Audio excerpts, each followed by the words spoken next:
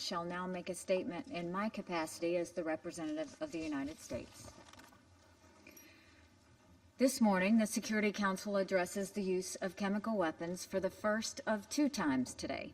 As we have previously, the United States expresses its unequivocal condemnation of the use of chemical weapons in Salisbury or anywhere else.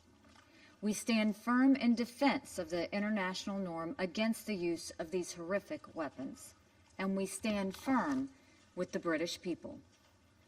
It's easy to express outrage, of course. We do it every day in this chamber. What is difficult is finding solutions. And today, our British friends and colleagues are providing us with a master class on how to stop the spread of chemical weapons. They are creating accountability for those who use chemical agents and providing vital support for the international norm against the use of these deadly illegal weapons. The British government is pursuing accountability for this attack in the only way accountability can truly be accomplished, in accordance with the rule of law.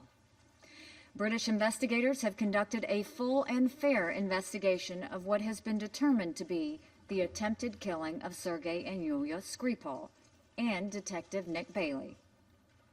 The investigators have linked these crimes with the chemical agent that poisoned Charlie Raleigh and killed Dawn Sturgis.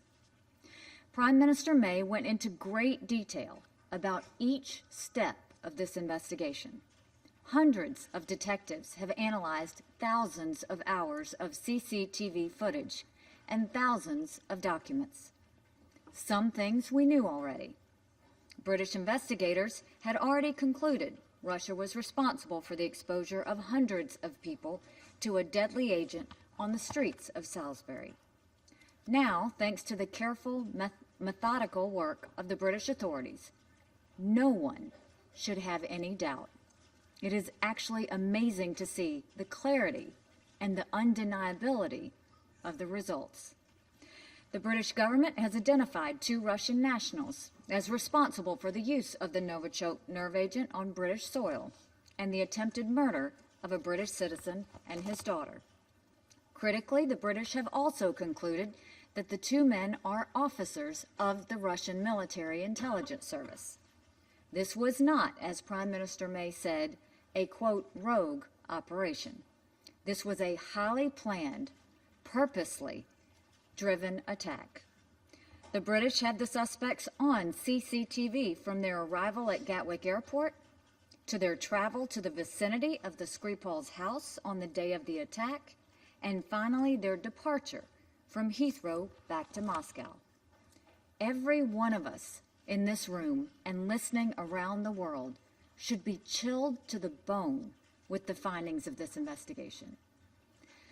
As for the subsequent poisoning of Charlie Raleigh and the death of Dawn Sturgis, Prime Minister May said it well, quote, "Were these 2 suspects within our jurisdiction, there would be a clear basis in law for their arrest for murder."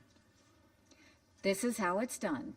This is how individuals who commit murder and their heinous crimes are exposed. This is how nations that defy the international norms that keep us all safe are held to account. This is how the memories of those injured and killed and the service of the first responders who cared for them are honored. It now falls on us to do our part. Rather than accept responsibility for its actions, the Russian government has offered only denials and counter-accusations, anything to deflect attention and distract from its guilt. The Russian denials have followed a familiar script, from Crimea to MH17 to the Donbass to the killing of Litvinenko. The list goes on, and the song is always the same. Russia is somehow never behind these incidents. But no one's buying it. The most recent British action ensures that Russia doesn't get away with this brazen attack. In direct response to Russia's use of chemical weapons in the Salisbury incident, the United States has announced additional sanctions against Russia.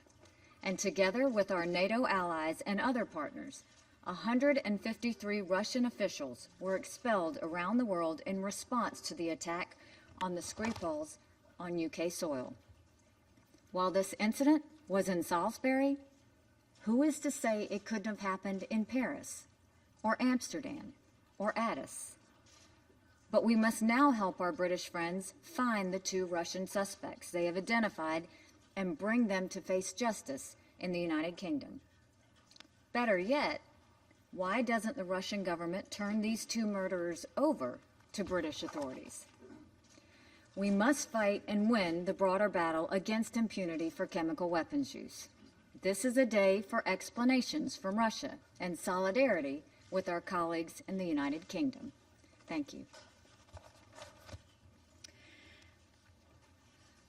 I will resume my function as President of the Council